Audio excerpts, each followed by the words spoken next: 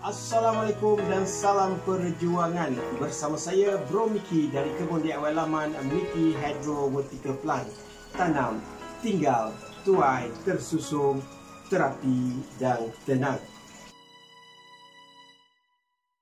InsyaAllah. Apa khabar semua?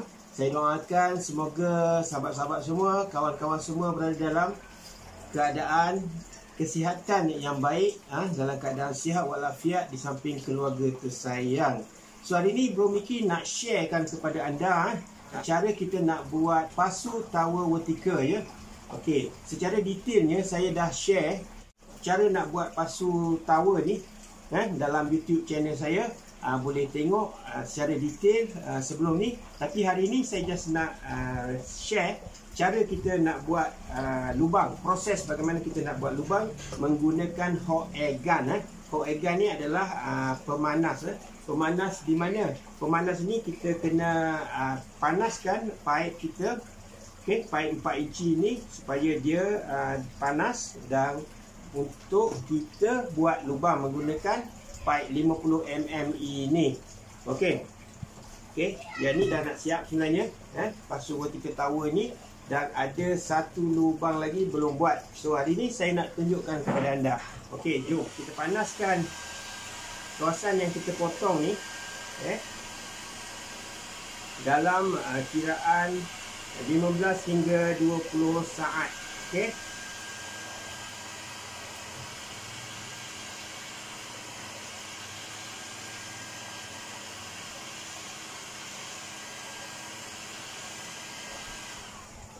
Okey, dan kita ambil paip 50 mm ini dan masukkan ke tempat, ke kawasan lubang ni, dan kita tuaskan macam ni.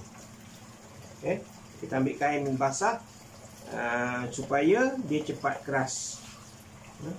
Kita tekapkan kain basah pada tempat lubang ni. Kita adjust sikit ke bawah. Dan siap. Okey, alhamdulillah dah siap.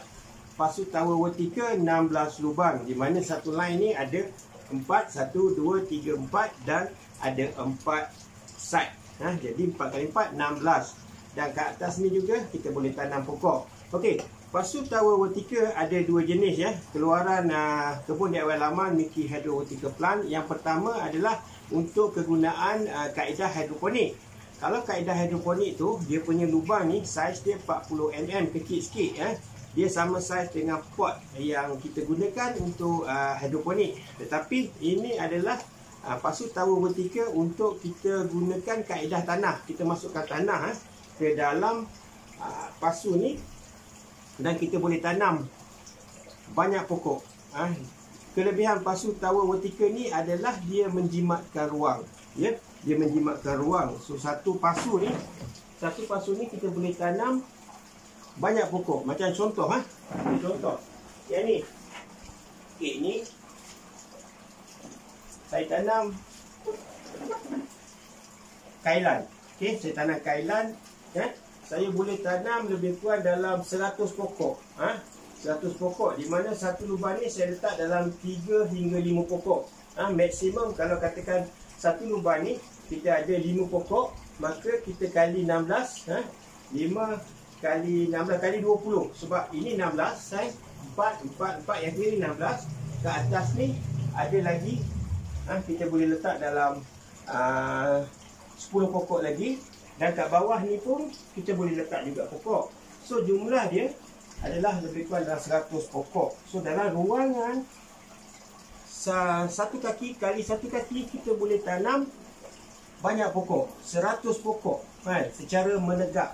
Inilah konsep vertical garden, vertical farming, yang memang akan sangat-sangat menjimatkan ruang. So kalau kita duduk kat apartmen, kita duduk dekat apartmen, kat balkoni kita boleh tanam kaedah ini. Dan juga di laman rumah kita, kalau kita susung cantik-cantik kita susung secara cantik-cantik, susung kita tanam pokok. Yang ni pokok kailan, lepas tu sawi, salad, lepas tu pokok-pokok yang memang kita guna untuk masak kat rumah ya. Macam contoh herba-herba parsley, ataupun daun sok, daun bawang, ketumbar, apa lagi, ulam-ulam macam ulam raja, kita boleh tanam menggunakan kaedah kita menggunakan pasu tower vertical ni. Okey, sebenarnya pasu ni saya tak beli, tetapi saya membuatnya sendiri. Saya membuatnya sendiri untuk kebun saya, dan ada kawan-kawan yang nak saya buatkan untuk mereka. Pada awalnya saya penuhi permintaan mereka lah. Saya buatkan untuk mereka, dan lama kelamaan tu banyak permintaan. Kawan-kawan nak guna, dia kata efektif. Bertanam secara menegak, sebab dia menjimatkan ruang seperti kat balkoni, kat laman yang sempit kan. Jadi mereka nak, mereka order daripada saya, dan akhirnya saya cubalah buat yang terbaik. Saya improve dia punya dari segi kualiti produk ni. Contohnya dari segi safety kan, saya nak pastikan supaya lubang-lubang ni tak ada tajam-tajam, jadi saya lipat ke dalam kan. Saya tengok, saya belajar daripada YouTube, daripada internet daripada orang yang pernah buat pasu ni, jadi saya improve. Contoh macam saya cakap tadi, safety.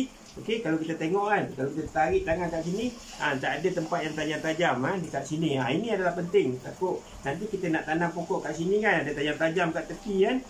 Jadi tangan kita kena boleh tercedera. Jadi itu saya ambil kira, elemen yang saya ambil kira semasa saya design pasu tower vertical ni. Saya improve pasu tower vertical ni versi kebun DIY laman Mickey Vertical Garden. Okey, jika ada nak saya buatkan untuk anda, insya-Allah saya boleh tunaikan permintaan anda. Boleh DM saya, di DM Facebook Messenger pun boleh, Instagram pun boleh, ataupun boleh siapa yang tahu nombor kontak saya, boleh kontak saya. InsyaAllah saya akan tunaikan permintaan anda. Saya juga boleh post lah kepada anda di seluruh Malaysia ni, insyaAllah saya okey. Dan sekiranya anda nak DIY, anda boleh tonton video tutorial yang saya sediakan di YouTube channel saya, iaitu YouTube channel Saya Mickey Ibrahim. Seperti biasa, jangan lupa like, share dan subscribe channel Saya Mickey Ibrahim. Semoga perkongsian di dalam channel itu memberi manfaat kepada anda, dan sekiranya anda rasakan perkongsian itu memberi manfaat, kongsi-kongsilah kepada kawan-kawan anda juga, supaya mereka juga mendapat sesuatu daripada perkongsian itu.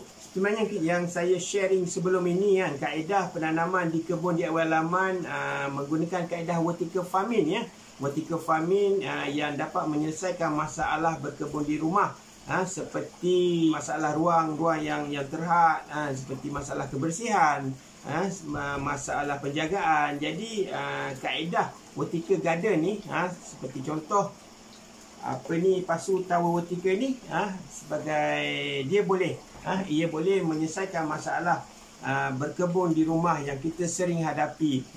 Dan kalau kita pandai susung kan, insya-Allah benda tu bukan sekadar kita dapat makan sayur yang kita tanam, tetapi ia juga menjadi terapi minda, dan akhirnya yang insya-Allah kita akan dapat ketenangan daripada apa yang aktiviti yang kita buat, iaitu aktiviti berkebun di rumah.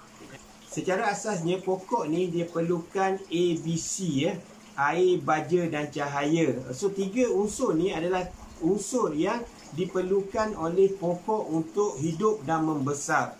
Itu adalah asas, basic di mana air kita perlu siram 2 kali sehari. Itu normal, kita perlu siram kalau menggunakan kaedah tanah 2 kali sehari. Dan dari segi cahaya mengikut sains, pokok memerlukan 40 hingga 60% direct sunlight untuk proses fotosintesis. Jadi cahaya tu penting dalam pembesaran dan kehidupan pokok itu, supaya pokok itu membesar dengan baik. Dan yang lagi penting adalah pembajaan. B tadi, B itu adalah baja, nutrien. Pokok perlukan nutrien untuk hidup dan membesar dan subur.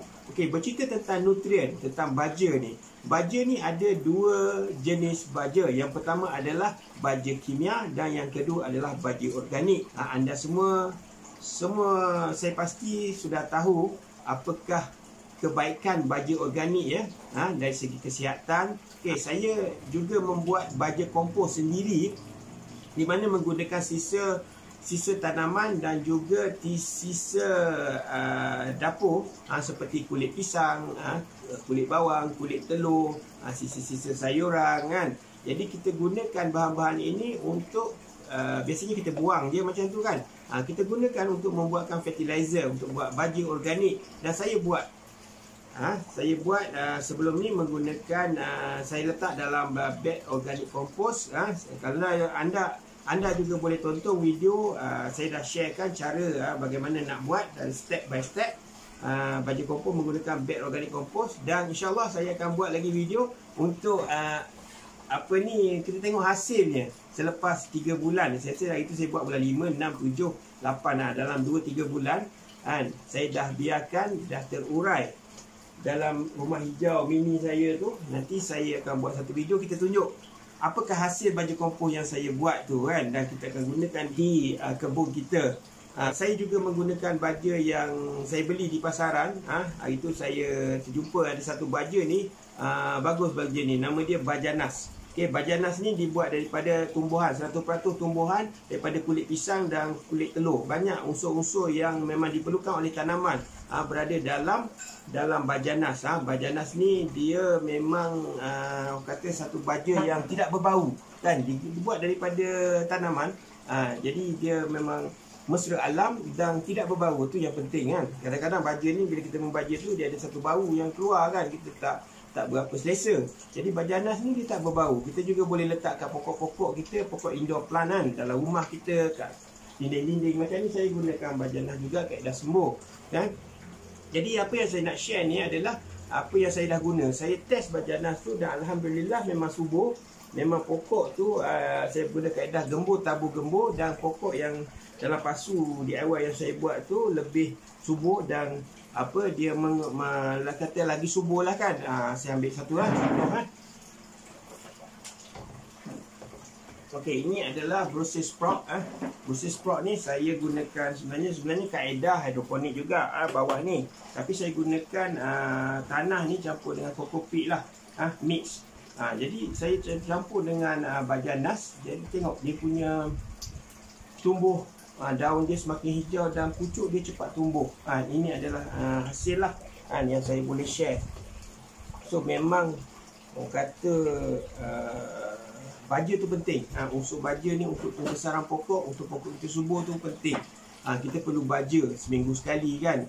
Kita boleh pilihan di tangan kita lah, sama ada kita nak guna baja jenis apa. Tapi yang terbaik adalah kita gunakan baja organik ya. Okey, kalau anda nak tahu lebih lanjut pasal baja yang saya cakap tadi, Bajanas tu pun boleh kontak saya lah, boleh DM saya, insya-Allah saya akan bantu anda untuk dapatkan baja itu kalau anda nak cuba sendiri. Okey, saya rasa itu saja perkongsian saya pada hari ini. Moga-moga dengan perkongsian ini anda dapat sesuatu. Jika anda dapat sesuatu, anda boleh share kepada kawan-kawan anda ya. Anda belajar sesuatu, so ilmu itu apa yang anda dapat tu share kepada kawan-kawan juga. Semoga semua ramai orang mendapat manfaat daripada perkongsian ini. Saya sudahi perkongsian saya pada hari ini. Kita jumpa lagi. Dan sekiranya anda nak dapatkan pasu tower vertikal ni, anda boleh kontak saya. Dan sekiranya anda nak buat sendiri, anda boleh DIY sendiri. Anda boleh tonton video tutorial yang saya sediakan di YouTube channel saya. Dan jangan lupa seperti biasa, like, share dan subscribe channel M.Sai Miki Ibrahim. Sampai kita berjumpa lagi. Assalamualaikum dan jumpa lagi. Bye-bye.